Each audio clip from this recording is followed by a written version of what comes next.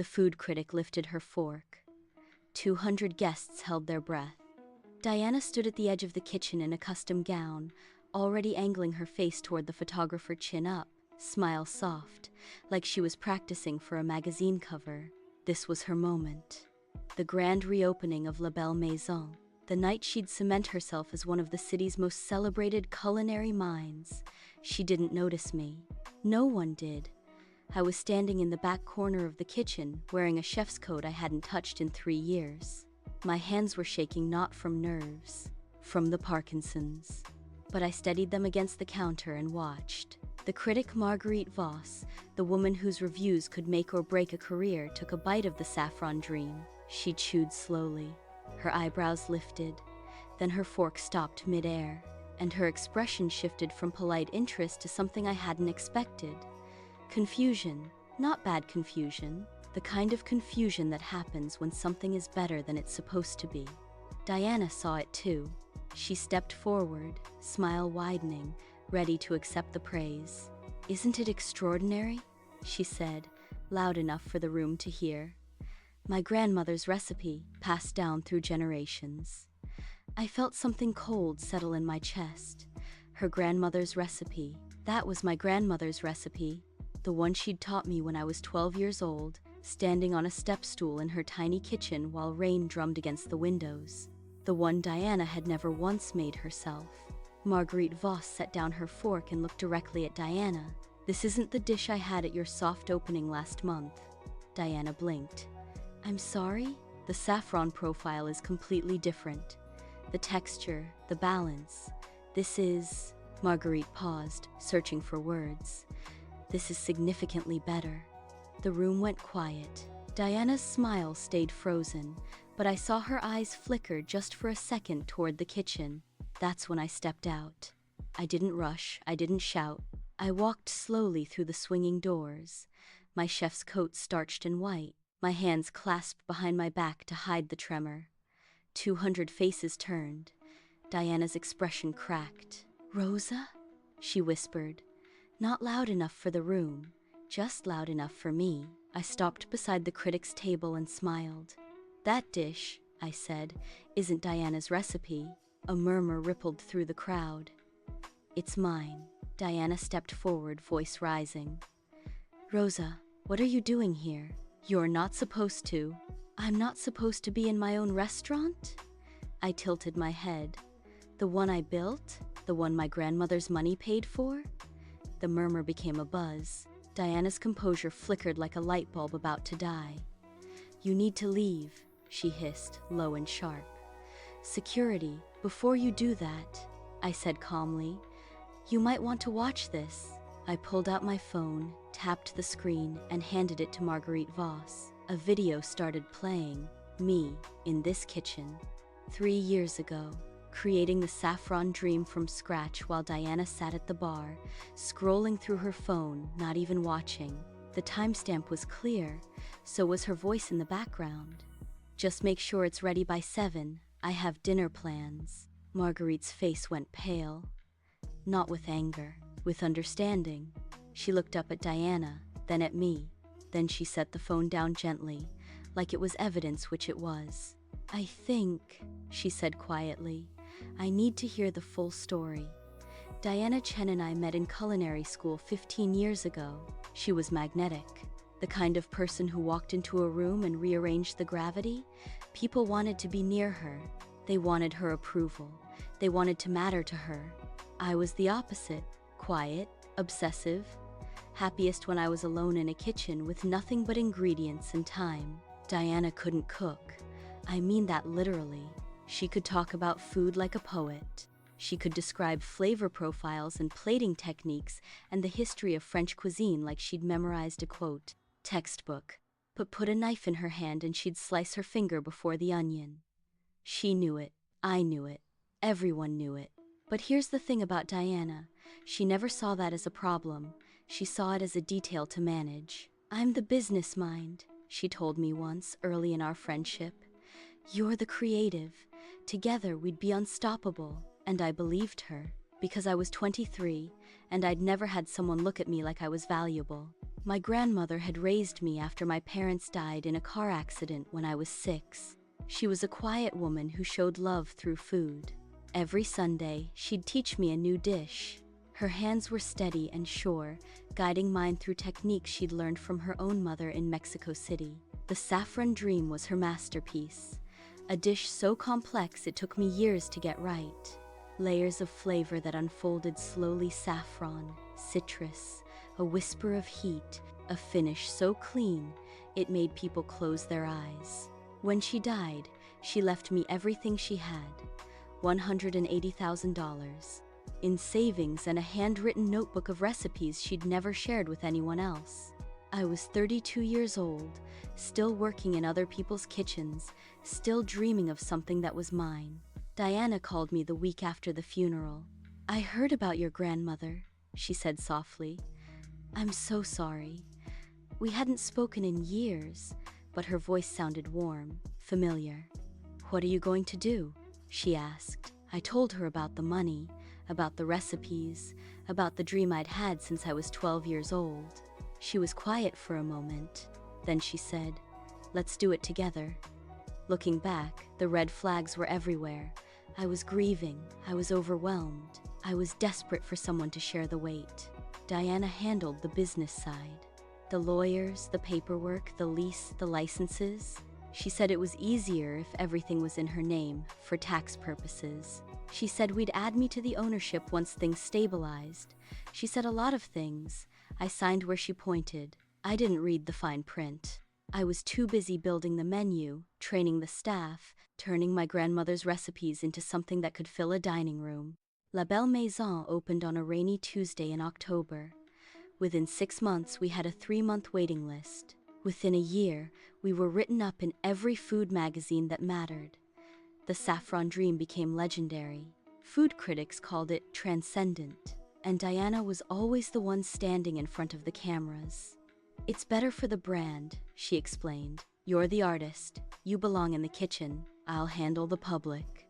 I told myself it made sense. I told myself the recognition didn't matter as long as the work was good. I told myself I trusted her. Then I got sick. The tremors started small. A shake in my hand while I was plating. A hesitation that wasn't there before. I thought it was exhaustion, stress, too many 18-hour days. Then I dropped a pan of reduction in the middle of service. It shattered against the floor, and I stood there staring at my hands like they belonged to someone else. The diagnosis came 2 weeks later. Early onset Parkinson's.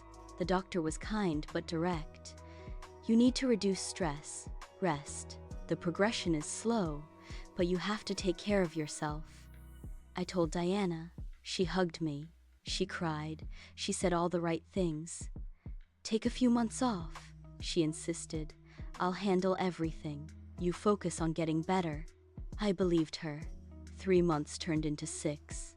6 turned into a year. My hands steadied with medication and rest. And when I finally felt ready to return, I drove to La Belle Maison on a Tuesday morning, parked in my usual spot, and walked to the back door. My key didn't work. I stood there for 10 seconds, turning it over in my hand like maybe I'd brought the wrong one. Then I tried again. Nothing. I walked around to the front. The restaurant looked the same elegant sign, same soft lighting through the windows. But there was a new photo in the display case. Diana, alone, standing in my kitchen. The caption read, "Chef Diana Chen, culinary visionary." My chest went cold. I pushed through the front door. Diana was sitting at the bar, laptop open, coffee in hand. She looked up, and for a split second, just a flash, I saw something in her eyes I'd never seen before. Fear. Then it was gone, replaced by a smile so smooth it made my skin crawl. "Rosa." She stood slowly. "I wasn't expecting you. My key doesn't work." "Oh." She tilted her head like this was an unfortunate misunderstanding. "We changed the locks. Security upgrade." "Diana, what's going on?" She sighed, folded her arms. "I didn't want to have this conversation yet," she said. "But I suppose it's time." She walked toward me slowly, heels clicking against the floor I'd mopped 1,000 times. "The restaurant is mine, Rosa." The words didn't register. "What?" "It's in my name. It's always been in my name. Legally, you have no ownership." I put in $180,000, my grandmother's. "You made an investment." Her voice was calm, patient, like she was explaining something to a child. "An investment that didn't pan out. There's no paperwork that says otherwise." My vision tunneled. "We were partners. We were friends," she corrected. "But friendship isn't a legal document." I couldn't breathe. "You can't do this." "I already did." She stepped closer, lowering her voice. "You should go, Rosa. You're not well. You need rest. Don't make this harder than it has to be." A security guard appeared from the back. Not threatening, just present. "I'm calling the police," I said, my voice shaking. "And tell them what?" Diana smiled. "That you gave money to a friend and now you regret it? That's not theft. That's disappointment." She turned back toward the bar. "Take care of yourself, Rosa." The security guard walked me to the door. I stood on the sidewalk for a long time, staring at the restaurant I'd built, the name I'd chosen, the dream I'd poured everything into. And I felt something inside me go quiet. Not broken, recalibrating. The next 6 months were the hardest of my life. I couldn't afford a lawyer. Diana had taken everything. I couldn't prove ownership. My name wasn't on any document. I couldn't even work. Who would hire a chef with Parkinson's who'd been publicly pushed out of her own restaurant? Diana moved fast. She rebranded. She gave interviews about her culinary journey. She announced a cookbook deal, Flavors of My Soul, featuring my grandmother's recipes under her name. I watched it happen from the outside, like a ghost watching her own funeral. Then Miguel called. Miguel had been my sous chef from the beginning, a quiet, steady man who'd worked beside me for 3 years. "She's lying to everyone," he said. "And I have proof." We met at a diner on the edge of the city. He slid a folder across the table. Inside, photos of Diana's cookbook draft. Every recipe was mine. Every technique was mine. Even the handwriting in the margin notes was forged to look like hers. "The staff knows," Miguel said quietly. "We all know. She can't cook, Rosa. She's never cooked. She just takes credit." I stared at the pages. My grandmother's saffron dream, credited to Diana Chen's family tradition. Something clicked inside me. Not rage, clarity. "I need you to do something for me," I said. Miguel nodded. "Anything. I need access to the kitchen on reopening night." His eyes widened. "Rosa, she'll have security. She'll have a kitchen full of people who watched her steal from me." I leaned forward. "Are they loyal to her? Or to the truth?" Miguel was quiet for a long moment. Then he smiled. "I'll talk to them." The grand reopening was Diana's masterpiece of performance. 200 guests, press, influencers, the food critic who could make or break a reputation. She'd planned every detail: the lighting, the music, the carefully rehearsed speech about her grandmother's legacy. She didn't plan on me. Miguel got me into the kitchen through the service entrance. The staff saw me and said nothing. A few nodded. One, a young line cook named Sophia, squeezed my hand as I passed. I took my place at the station I'd worked for 3 years. My hands trembled, but I steadied them, and I made the real saffron dream. Not the version Diana had stolen, the simplified version I'd taught her staff because she never understood the complexity. The real one, the version my grandmother made. The version with 17 steps instead of 12. The version that takes 4 hours instead of 2. The version that makes people close their eyes when they taste it. When the dish went out, I watched through the kitchen window. I watched Marguerite Vos take a bite. I watched her face change. I watched Diana scramble to take credit for something she'd never touched. And then I walked out. Not with drama, with evidence. 3 years of videos showing me in that kitchen. Timestamps. Dates. Diana in the background, never once holding a knife. The room went silent. Then it went loud. The investigation lasted 4 months. Diana's lawyers tried everything, claimed the videos were fabricated, claimed I was a disgruntled employee, claimed the Parkinson's had affected my memory. None of it stuck.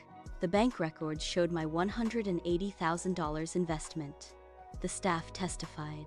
The original recipe notebook, the one in my grandmother's handwriting, was dated 1987. Diana was convicted of wire fraud, theft, and breach of fiduciary duty.